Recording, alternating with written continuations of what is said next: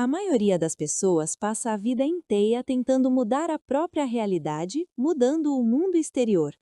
Trabalham mais, planejam melhor, forçam resultados e, mesmo assim, continuam presas aos mesmos padrões. Durante anos, observei isso tanto em pacientes quanto em pesquisas. O problema não está na falta de esforço. O problema está no ponto de partida. A maioria tenta criar uma nova vida sem antes mudar quem é. Do ponto de vista da neurociência, isso é impossível. Você não cria uma nova realidade a partir da mesma identidade. Você apenas repete o passado com pequenas variações. O cérebro é um órgão preditivo. Ele não vive no presente. Ele vive do que já é familiar. Se você acorda todos os dias pensando, sentindo e reagindo da mesma forma, o seu cérebro assume que nada precisa mudar. E quando nada muda internamente, o corpo continua produzindo as mesmas emoções, as mesmas decisões, os mesmos comportamentos. É por isso que muitas pessoas dizem querer abundância, mas continuam vibrando escassez. Elas querem um futuro diferente, mas continuam biologicamente ancoradas no passado. A verdadeira mudança não começa com aquilo que você faz, ela começa com aquilo que você é. Quando você muda seu estado interno, o cérebro começa a organizar novas possibilidades. E é exatamente sobre isso que este vídeo trata. Não sobre pensamento positivo, não sobre repetir frases vazias, mas sobre entender de forma científica como a identidade molda o cérebro e como o cérebro molda a realidade.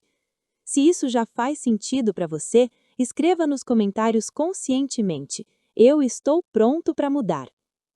Para entender como uma frase pode mudar uma vida, primeiro precisamos entender como o cérebro aprende.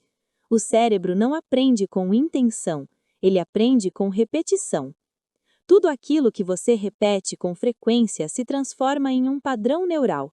Pensamentos repetidos criam conexões, conexões repetidas criam redes, e redes neurais estáveis criam hábitos. É assim que o cérebro economiza energia.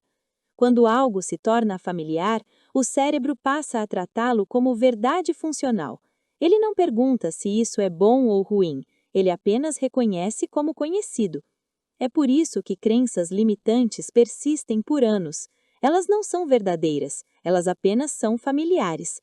Do ponto de vista da neuroplasticidade, o cérebro está sempre se reorganizando com base no que você pensa, sente e repete. Cada pensamento recorrente é como um voto dado à mesma versão de você. Se você pensa como alguém em escassez, o cérebro se adapta a esse estado. Ele passa a prever ameaças, reduzir expectativas e escolher caminhos conservadores. O cérebro não cria o futuro, ele prevê o que vem com base no passado, e enquanto você continuar repetindo os mesmos pensamentos, ele continuará criando o mesmo amanhã. A boa notícia é simples. Se o cérebro aprende pela repetição, ele também pode ser reprogramado pela repetição, mas não qualquer repetição. É por isso que métodos comuns de ganhar dinheiro não funcionam. Eles te dão o mapa, mas seu cérebro está com a visão embaçada.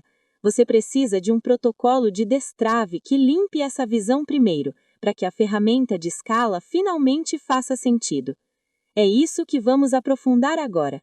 Agora precisamos falar sobre linguagem, porque as palavras que você usa não são neutras. Elas moldam a forma como o cérebro se percebe. Quando você diz "eu quero", o cérebro entende que isso está no futuro. Ele ativa circuitos de expectativa, mas não de identidade. Já quando você diz "eu sou", algo muito diferente acontece. A frase "eu sou" ativa áreas do cérebro ligadas ao self, à autoimagem e à identidade presente.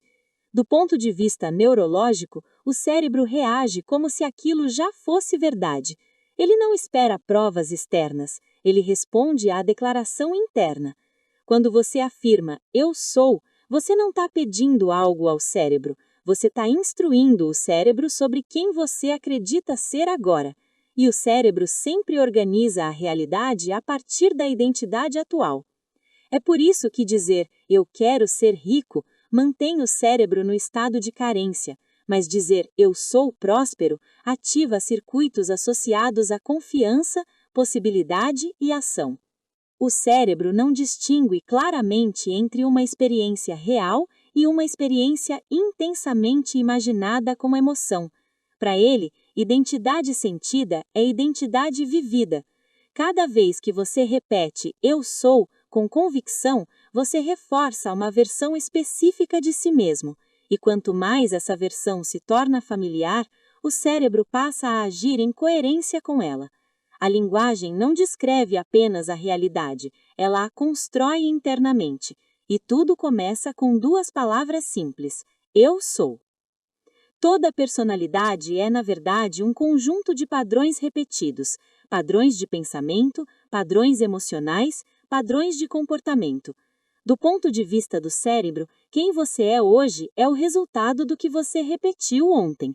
Cada vez que você pensa da mesma forma, o mesmo circuito neural é ativado, e quanto mais um circuito é ativado, mais eficiente e automático ele se torna. É assim que o cérebro aprende e é assim que o cérebro se condiciona. Quando você repete uma afirmação conscientemente, não está dizendo palavras, está ativando repetidamente a mesma rede neural associada a uma identidade. Com o tempo, essa rede se fortalece e redes antigas não utilizadas começam a enfraquecer. Isso não é teoria, isso é neuroplasticidade em ação.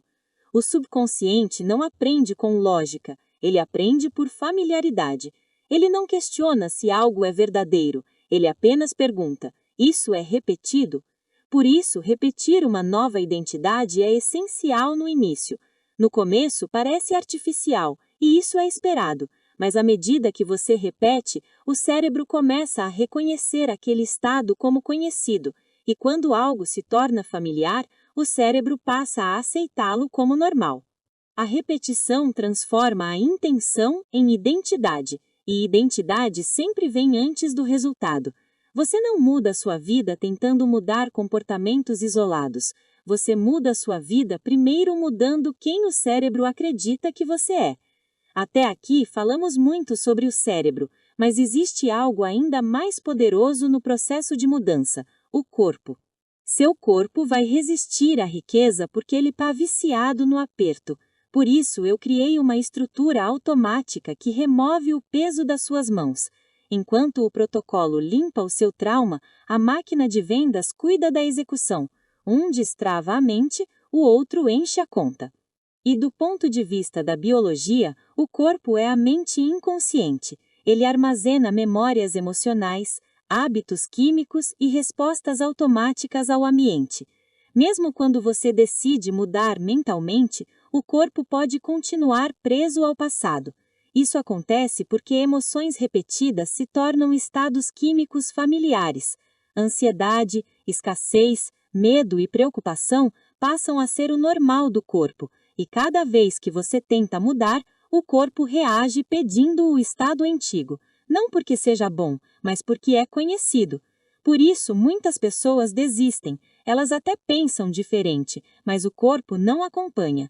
Se o corpo continua sentindo escassez, por mais que a mente repita a abundância, há incoerência, e incoerência bloqueia a mudança. A verdadeira transformação acontece quando o corpo começa a experimentar o novo estado emocional antes da realidade externa mudar. Quando você ensina o corpo a sentir segurança, confiança e expansão sem precisar de provas externas, nesse momento, o sistema nervoso começa a se reorganizar. O corpo deixa de viver no passado e passa a se preparar para um novo futuro. Pensar diferente é o primeiro passo, mas sentir diferente é o que consolida a mudança. Quando o corpo acredita, a mente segue e a realidade responde. Se a repetição cria circuitos novos no cérebro, a emoção é o que dá força a esse processo. Do ponto de vista da neurociência, emoção é o sinal que diz ao cérebro: isto é importante. Sem emoção, o cérebro registra informação superficial. Com emoção, ele consolida a aprendizagem profunda.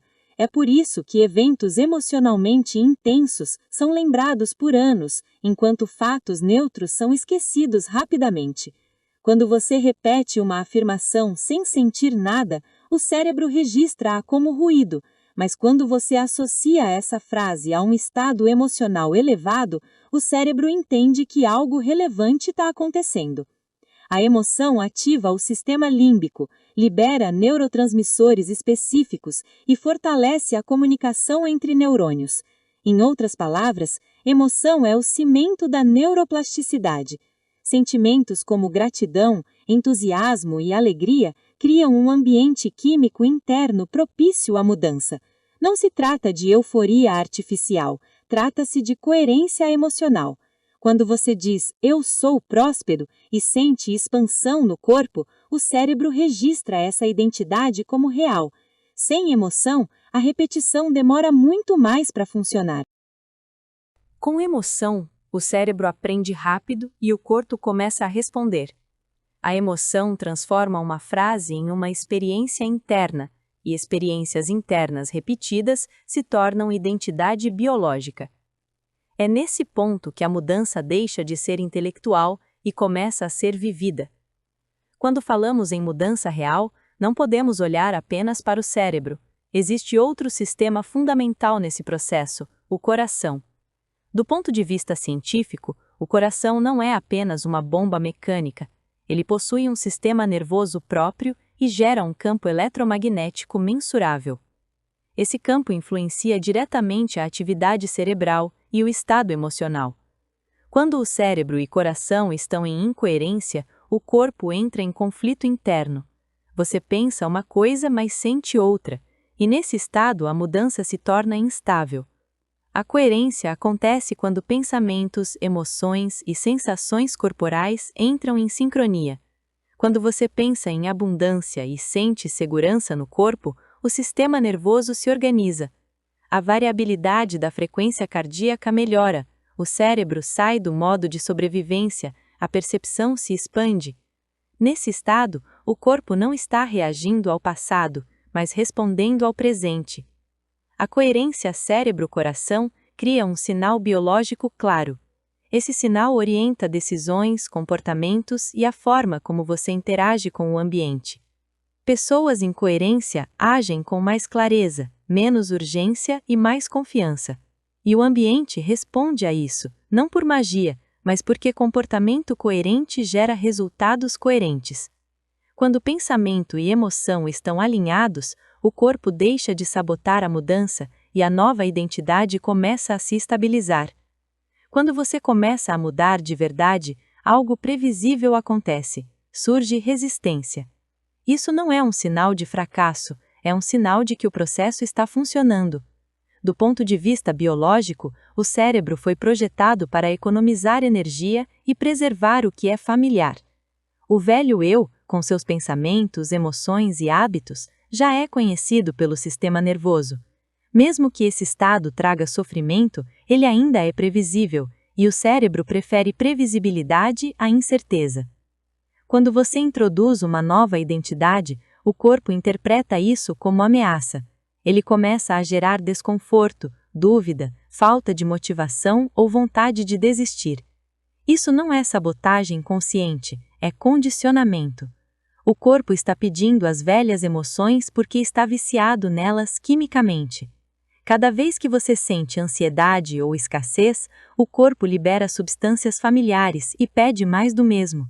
Por isso, no início, pensar diferente parece artificial e até desconfortável, mas esse desconforto é temporário. Se você permanece presente e não reage automaticamente, o corpo começa a se adaptar. Com repetição e consciência, o sistema nervoso aprende que o novo estado é seguro. E quando o corpo aceita, a resistência diminui. A persistência não é força de vontade, é permanecer coerente mesmo quando o corpo pede o passado. É nesse ponto que a mudança se torna real.